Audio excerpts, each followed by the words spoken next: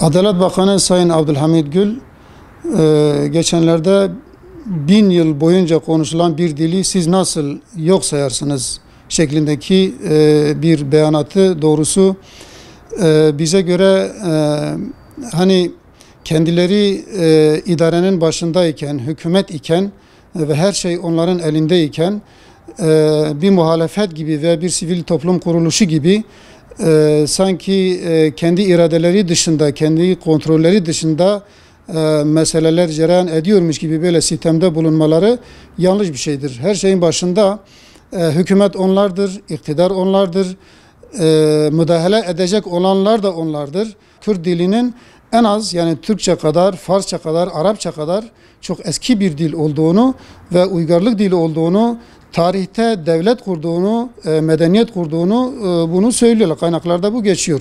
Dolayısıyla 1000 yıl değil, 1000 yıldan fazla belki tarihin başına gidemeyeceğimiz kadar eski olan bir dili yok saymak, görmezlikten gelmek ve ona karşı müeyyideler uygulamak hakikaten çok fecaat bir durumdur. Türkçe bilmeyen çok sayıda Kürt vatandaş, yani Kürtlerin değişik bölgelerinden, Irak Kürdistan'ından, Suriye Kürdistan'ından, İran Kürdistan'ından ve hatta daha uzak ülkelerde yaşayan Kürtlerden yaşayan Kürtler Türkiye'ye ziyaret ediyorlar.